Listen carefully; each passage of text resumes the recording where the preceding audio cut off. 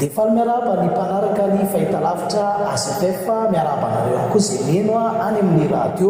Tonga ao anatin'ny fandarana step by step hatrany isika izay faninanany ireo mpianatra enina mianada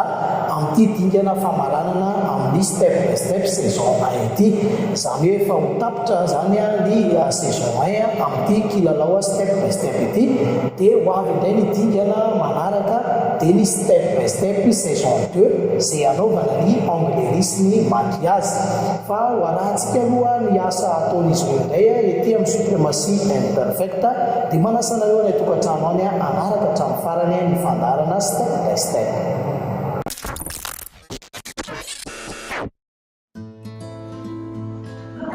Mbola ao anatin'ny formation step by step saison 1 ihany isika amin'izao fotoana izao ampamaraparanana moa zany izy enina mianadahy izay miatrika ny lalao famaranana amin'ity lalao step by step saison 1 ity. Marihana fa ho an'ny telo voalohany dia afaka hiasa vetrany ato amin'ny supremacy imperfecta araka ny fanambara hatrany am-boalohany nanombohan'ny lalao step by step saison 1.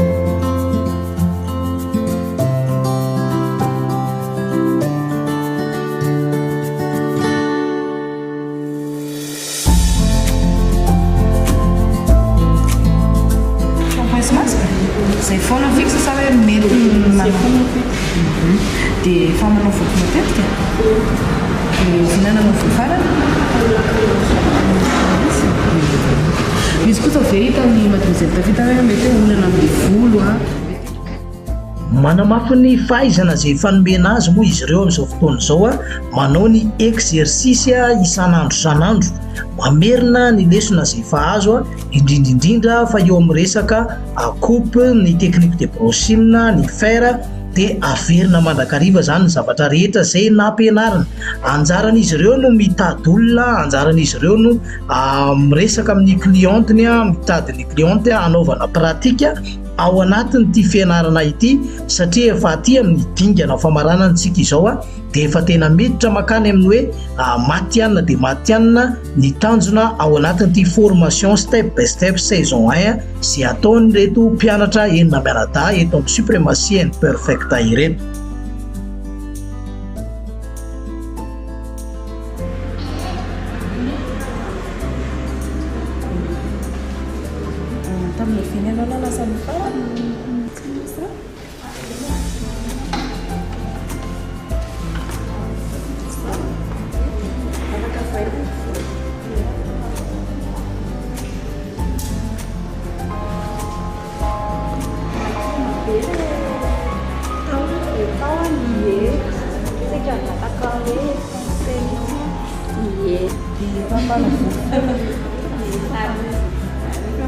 Dia manasa loha ianao dia ina produit ampiasaina?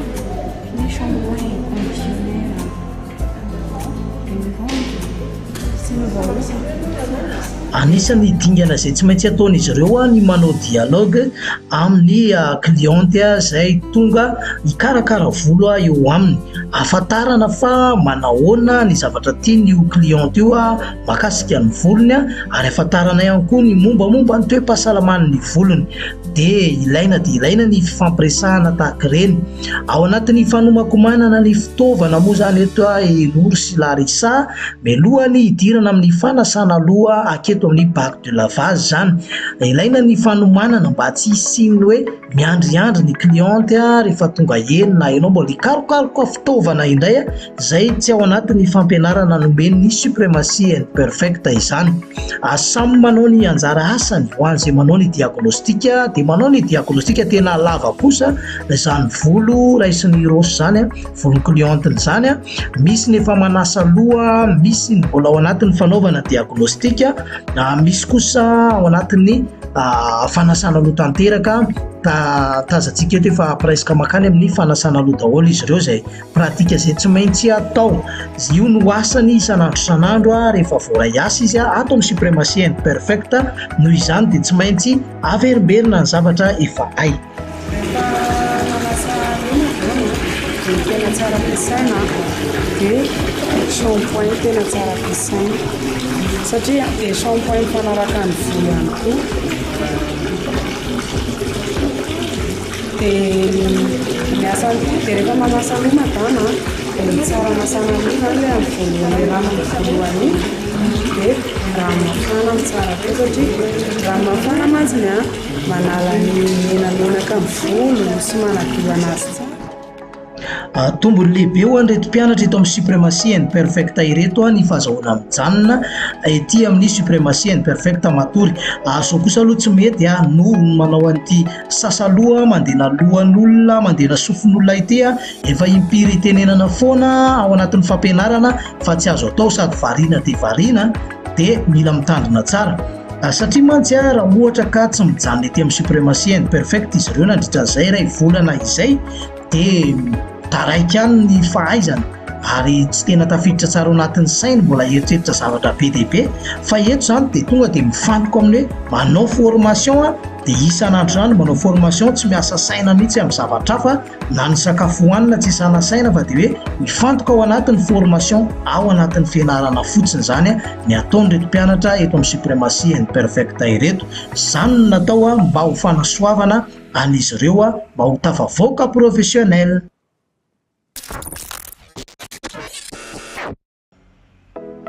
Izao hitantsika izao moa zany ny kalitaon'ny volo izay vao karakaraina, zany hoe volo mbola tsy vita zany ireto volo hitantsika amin'ny sary ireto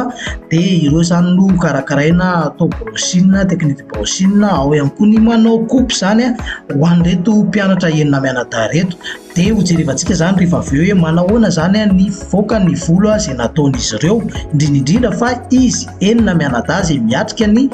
lalao final zany satria izy ireo no mbola mifaninana mifanadinana ao aoriana kely ao.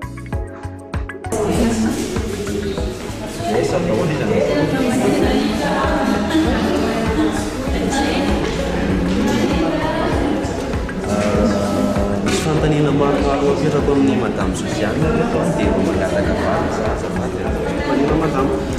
tamin'ny volo tamin'ny lasany farany tapatapaka ohatrany zany dia io le produit ampiasainao le savony misy any tena manamaina fotoana anaovana révision ho an'ny mpianatra na ny pratika izany na ny teoria milohany anaovana ny examen. Atao ampy tsara ny pratika izay ananan'izy ireo mba tsy hahatonga ny hoe ka izay kosa ve tsy nisy pratika mihitsy fa teoria fotsiny nandritran'izay fianarana izay. Fa teto amin'ny suprematie and perfecta dia malalaka be mihitsy ny fanaovana pratika anjaran'izy ireo indray raha mety hoe tsy mahavita fa raha ohatra ka hoe mahavita n'izay vitany izy ao anatin'ny ray andro hatramin'ny 10-20 vitany ray andro dia malalaka be izay fanaovana ny pratika izay. Fa miankina amin'ny vitesy ny tsirairay avy ny havitany maro sy ny havitany vitsy zany ka izay no mahatonga ny pratika atao foana mba hiezahana izy ireo mihitsy any amin'ny fanatanterahana ny asa mba tsy hitarehetrehitra ao anatin' izany asa na coiffeur izany. Rakanao an'ilay izy fa tena zahako tena hoe le haly ty amboninao tsara fa izay pody izay mety hoe tsy vitanao dia lasa tapatapaka le izy vakivaky le izy dia mahatonga le volo vakivaky mao. Eto moa tsy misy akifidifidy hoe volo tahaka an'izao ihany ny aleo ny volo type 1 na volo type 2 na aleo ny type 3 na type 4 tsy manana safidy ny mpianatra tsirairay avy fa zay olona hitan'iny an-dalambe eny nanaiky ho atao volo ho karakaraina dia iny no karakaraina avy hatrany ary izay koa ny fanehoana maha professionnel tsy mifidifidy volo fa zay volo tonga eo dia mety aminao daholo ny manao azy sy mikarakara azy satria izay ny atao hoe coiffeur. Ny coiffeur dia mafeny asany fa tsy hoe za no tsy mahay volo type 1 na tsy mahay volo type 4 fa zay volo tonga eo dia efa hay satria izay le antony ny anarana. Ary matoa ny suprematie and perfecta nanome ny traikefa rehetra nananany dia mba hoentin'ireto mpianatra ireto miady ao amin'ny fanatanterahana ny asa mba hahatonga anazy tsy ho vahiny intsony ary tena fetanteraka amin'ny fampianarana izay nomena ao anatin'ny pratika sy ny examen izay atao indrindrandrindra rehefa any amin'ny tontolon'ny asa any.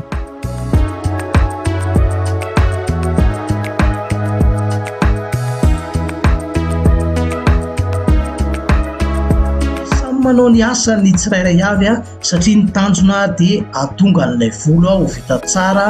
ary manaraka tsara ny fampianarana izay nomena teo. Hitantsika reny ny sary avant zany sary teo aloha tamin'ny volo mbola tsy nikarakaraina dia anjarantsika indray no mijery rehefa avy eo nanahoana ny volo rehefa nikarakaraina reto mpianatra eto amin'ny Supremacy and Perfecta ireo.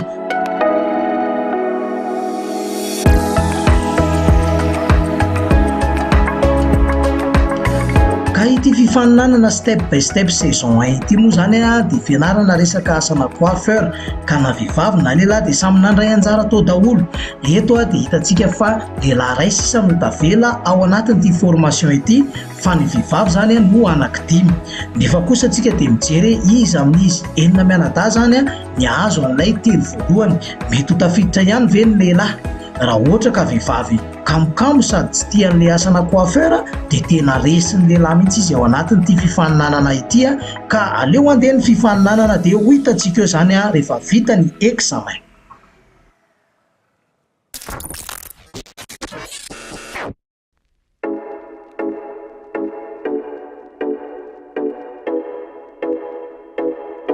Njara sy mandresy dia mbola ao anatin'ny fanamafisana ny zavatra efa hainy teto amin'ny Supremacy and Perfecta. I Jessica kosa dia ao anatin'ny finalista izay hifaninana hiady ny telo voalohany izy. Anisan'izany ihany koa i Noro dia finalista ihany koa izy hiatrika ny fanadinana atsoatsy hifaninana amin'izy dimy mianadahy. I Rosy koa tsy ambakainy ny vehivavy karakara nyity volo lava be ity mihitsy dia misy moa nefa navita dia misy mbola ao anatin'ny fanaovana ny asa zany. Ny zavatra ho jerevana dia ny tena famoahana izy ireo mihitsy ny qualité ny volon'ny olona, ny kalitao zany tiako tenenina hoe tena mivoaka tsara ve sa tsy mivoaka tsara, na dia eo aza mifaninanana sy ny hoe fanenjehana lera satria tsy maintsy manenjika lera ihany koa satria lera daholo no andehanana eto amin'ity tany izay iainantsika ity dia tsy maintsy mandeha amin'ny ora antsika dia ny client dikan'izay mizatra mamaika anazy tsy maintsy hiteny ora hoe zao ihany no mahafaka anahy dia anjaran'ny coiffeur no manenjika an'izay ora izay tenenin'izay arak'izay tokony havitana azy amin'ny tena hoe normal tsara ary vita tsara ihany koa. Fa lava zany volo zany tena efa any ambanin'ny sezany mihitsy ny alavany volo ito vehivavy anankiray raisin'ny Rosy ito dia ao anatin'ny fikarakarana zany ny lehilahy amoaka tsara hoe tena manahoana ny fivoaka nyity volo ity zany rehefa avy eo fa lava dia lava aloha izy. Fa hitantsika tany amin'ny sary avontany hoe volo lava be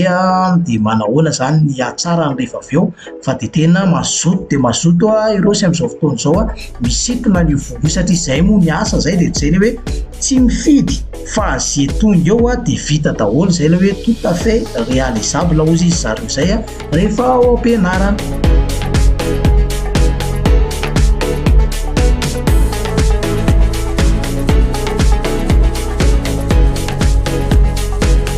Mila miezaka mafy daholo nareo rehetra mpifaninana satria tena tsoapozina ho an'ny valon'ny examen samy tsisy anapo eo fa mba anapo izy anao hoe ianao no anisan'ny tafiakatra dia miezaka ataonao ihany dia manapo ianao zany hoe za tsy maintsy mahazo satria za tena nanao zavatra ohatran'izao, nanao zavatra tsara tany anatin'ny pratika rehetra izay natao hatrany amin'ny fandraisan'olona, hatrany amin'ny teoria, hatrany amin'ny pratika dia nataonao tsara daholo izay rehetrarehetra izay.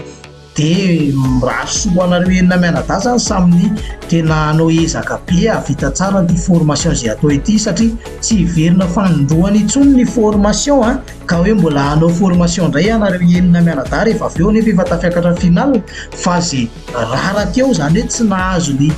fandresena eo dia efa tsy nahazo fandresena izy satria efa tapitra zany ny final, tsy hoe mbola hiverina ho any amin'ny quart de final antsika ao anatin'ity resaka formation na asana coiffeur ity.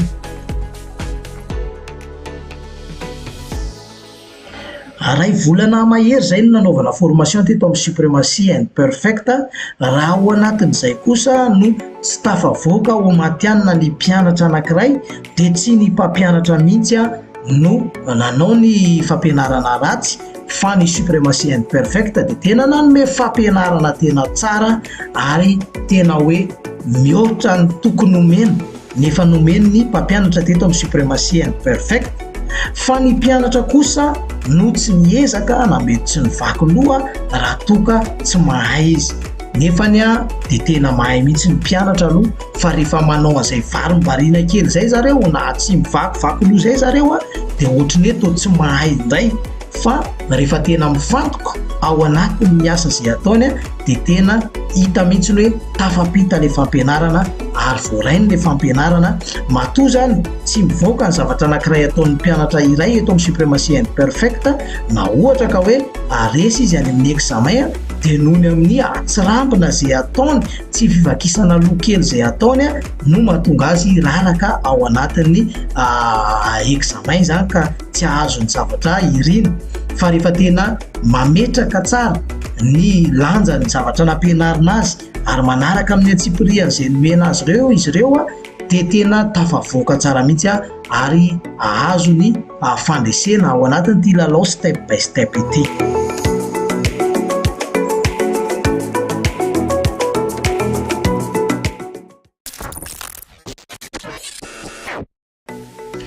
Izy ity moa fifaninanana de tsy hoe olona iray ihany no raisin'izy ireo mandritry ny tontolo andro, fa raha ohatra moa zany ka mianahana tsy manenjika lera ny mpianatra anankiray de mety ho ray ihany tokoa no vitany eo. Raha ohatra ka hoe kamo izy zany mazava be zany hoe tsy hoe tsy mahay izy fa kamo izy matoa hoe tsy mahavita fa tsy olona ray ao anatin'ny ray andro. Nefa mbola tsy misy aloha zay hatreto hoe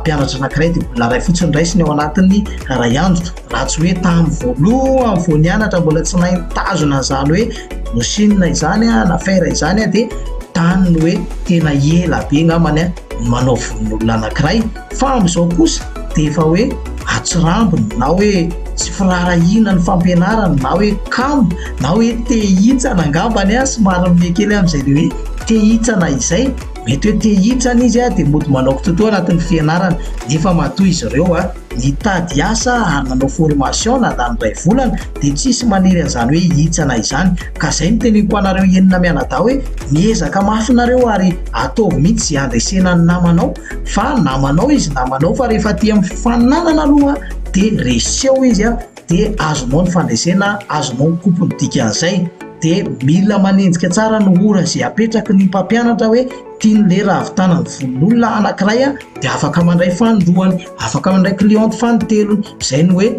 tsy anankiray ihany no tokony ho raisinao na anankiroa ihany tokony raisinao, fa manenjika ny maximum possible mihitsy ianao atao zany ao anatin'ny iray andro satria de ataovy tsara mihitsy ny formation zay ataonao mba hoisy hoentinao eny amin'ny fiainanao, ananasa tsara ianao de andray vola tahaka ny vehivavy rehetra, andray vola tahaka ny lehilahy rehetra, satria zay moa le miasa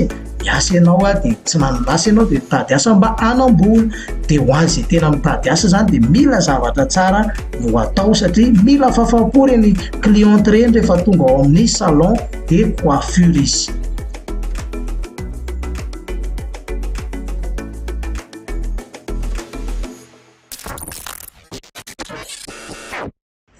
Ny tanjona de ny amoaka ny volo ho tena tsara arak'izay ilava ny cliente tsirairay avy. Zany hoe mila vita tsara zany, tsy azo ataoko totoa, tsy hoe maika hoe za nenjika 10 androany na nenjika 20 androany de atao zarara vita ny asa zay atao, fa tsy ao anatin'ny fampianarana zany fa ny zavatra ao anatin'ny fampianarana no suprématie imperfect de hoe vita tsara sady aingana ary mahafapo ny cliente. Tsy misy dinganina na kely aza ny zavatra nampianarina teto amin'ny suprématie imperfect fa fitaina tsara daholo. Ao anatin'izay ihany koa tsy ny zavatra ny anarana tany ambadimbadika tany na zavatra fahalalana azo tany no entina atao anatin'ny fianarana, fa ny zavatra nampianarina tato amin'ny suprématie imperfect ihany no azo ampiarina ao anatin'izao formation zay ataon'izy ireo izao.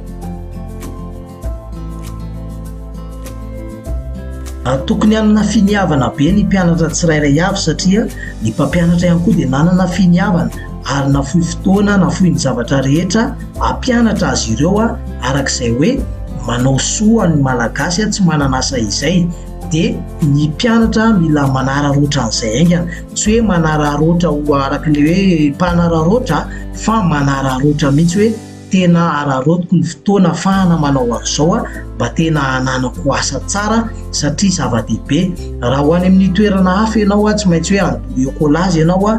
vola be vao mahavita an'izany formation andresaka asana coiffeur zany raha tena hoe hiditra lalina araka ny nampianarina teto amin'ny suprématie and perfect. Noho izany dia aza atao totoa, aza mbanina, aza atao atsirambina ho anareo so dia manenina mantsiny. Mampanenina anie zany hoe mena zavatra tsara dia tsy manao dia avy eo amin'izay manena amin'izay takizay ihany. Nefa ny takizay sy ny tsy misy moa zany dia mitovy ihany reny. Ka ho anareo enina mianadaty efa nanao ezaka nareo na tonga anareo tafiakatra ho aty amin'ny lalao famaranana aty dia aza atao totoy intsony fa tazomy ny ezaka izay efa natao dia ampiakaro resionina manao tena manaova mihitsy dia figoavana be tena ho tafavoaka tanteraka ho any amin'ny tontolony matiana.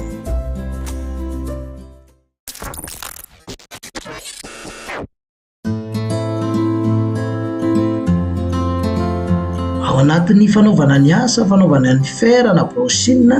afaka miteny ny cliente raha ohatra ka hoe may izy. Rehefa ohatra ka tsy niteny moa zany ny cliente hoe may tsy maintsy fantatra ihany zany amin'ny endriny fantatra ihany koa zany amin'ny zavatra teneniny dia afaka miteny tsara izy, libre tsara izy miteny hoe may za afahana manitsy ny mpianatra anankiray. Fa hatreto aloha zany dia efa tsy misy mandoro olona intsony ireo mpianatra eto amin'ny suprématie and perfect fa tena miezaka manao tsara izay fanaovana ny brochine sy ny fer izay mba tsy handoro volo sady tsy handoro hodi-doha zany fa ilamina tsara ny asa izay atao, afaly tsara n'ireo olona izay tonga hanao an'izay volo izay.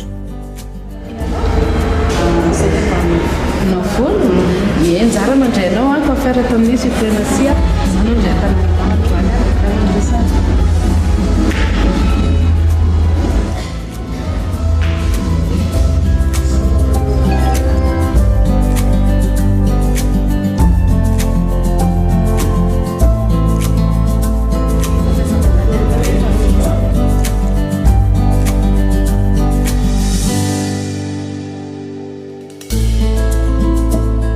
révision générale moa ny ataon'izy ireo na amin'ny resaka coupe zany na amin'ny resaka coiffage final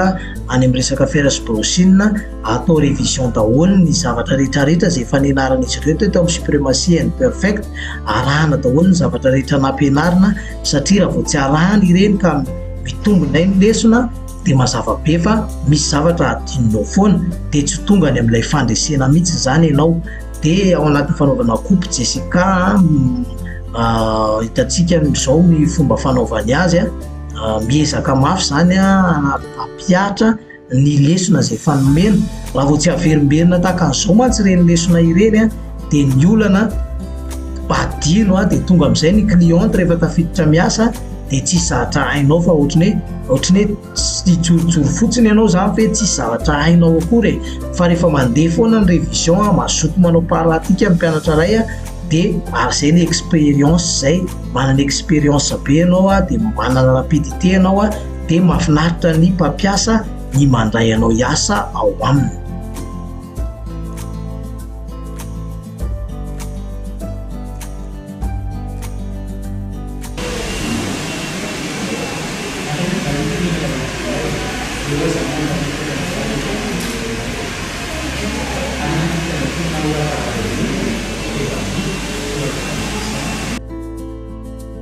Aina fitandremana be ny fanaovana coupe aty amin'ny asana coiffeur satria endriky ny volon'ny olona izy io endriky ny olona anankiray ny simba raha toka atao atsirambina na kitoto. Noho izany dia tena ilaina mihitsy ny fanaovana révision tahaka amin'izao tsy hoe rehefa aperinasa ianao izay vao andiso na animba volon'olona dia ao anatin'ny révision mantsy ianao afaka hoe mijery cahier kely ianao ohatra ka hoe mbola tsy tadidinao ilay izy aloha dia izay mahatonga hoe mila manao betsaka manana expérience betsaka zany tsy volon'olona ray no ianarana coupe na volon'olona roa fa maro mihitsy mahatonga anao tena efa miaina tanteraka ianao ao anatin'ilay asana coiffeur efa hiainanao isan'andro isan'andro ilay izy dia rehefa miasa anatin'ny salon ianao dia tsy hoe manambola misatra amboamboarina tsony na hoe sadaikatra ianao manao zavatra anankiray satria efa hainao isan'andro isan'andro efa niainanao foana ny fanaovana azy tao anatin'ny formation izay efa natao.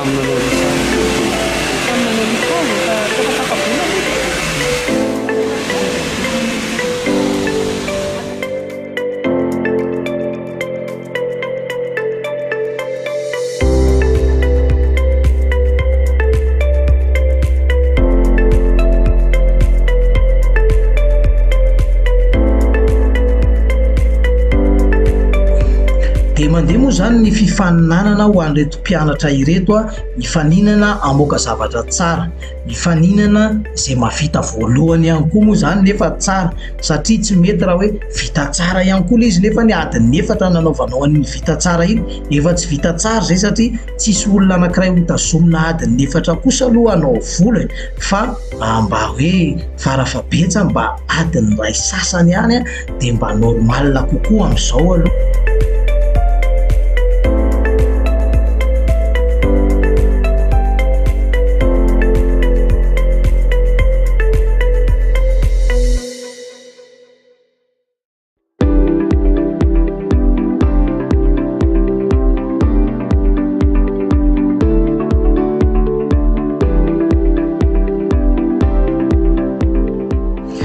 Révision moa ny atao a dia misy ny manao ny coupe 90 a, misy manao coupe V a, misy manao ny coupe 45 degré a, misy mety anao coupe 180 degré, arak'izay safidiny ao anatin'izao révision zao a, satria miankina amin'ny volon'ny olona tonga eo aminy ihany koa, miankina amin'ny safidiny cliente ihany koa izy io a, sy miankina amin'ny fijerevana izy ireo a, ny forme de visage a ifanaraka amin'ny coiffage zay atao.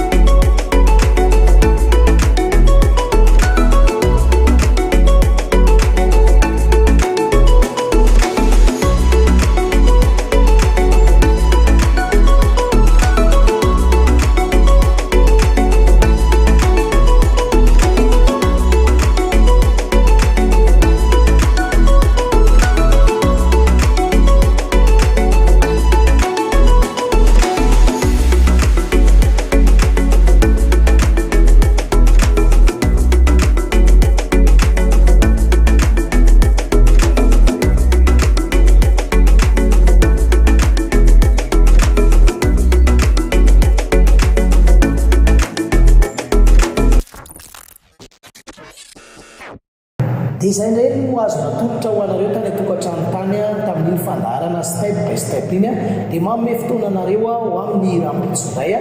hijerevantsika ny zava-misy a ety amin'ny supremacie and perfecta veloma tokoka.